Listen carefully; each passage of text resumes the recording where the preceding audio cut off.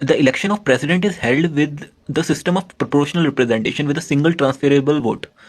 मतलब उसमें proportional representation में बेसिकली अगर 5 कैंडिडेट हैं तो उसमें हर बंदा जो वोट डाल रहा है वो रैंकिंग देता है कि फर्स्ट प्रेफरेंस कौन है, उसकी सेकंड प्रेफरेंस कौन है, थर्ड प्रेफरेंस कौन है। जैसे उसमें क्या होता है कि धीरे धीरे जो लास्ट बंदा होता है वो बाहर जाता जाता है, उसकी वो जो सेकंड प्रेफरेंस होती है वो उसको बंदे को लग जाती है जिसका नाम होता है वहाँ पर।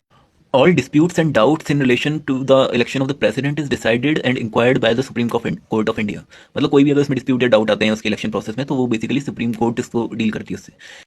प्रेसिडेंट का इलेक्शन इस बात पर चैलेंज नहीं किया जा सकता कि बेसिकली इलेक्टोरल कॉलेज कंप्लीट नहीं था। जैसे कि हमने लास्ट वीडियो में देखा था कि अगर किसी स्टेट की असेंबली का अभी डिसोल्यूशन हुआ है और नया इलेक्शन नहीं हुआ है तो वो स्टेट वहाँ पे पार्ट नहीं करती, वो असेंबली पार्ट नहीं लेगी इलेक्टोरल कॉलेज में। तो उस बेसिस पर उस इलेक्शन को वॉइड नहीं डिक्लेयर किया जा सकता।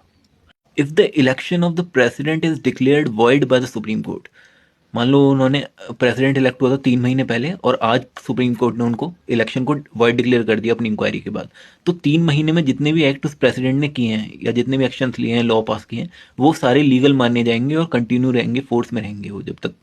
लास्ट पॉइंट में से क्वेश्चन बन सकता है कि जैसे मान लो क्वेश्चन आ जाएगा कि अगर इलेक्शन वॉइड डिक्लेयर होता है तो प्रेसिडेंट के जितने भी एक्शन थे उसके वॉइड से पहले सारे उसको रोक दिया जाएगा या इलीगल माना जाएगा। तो बेसिकली ये आप ध्यान रखिएगा।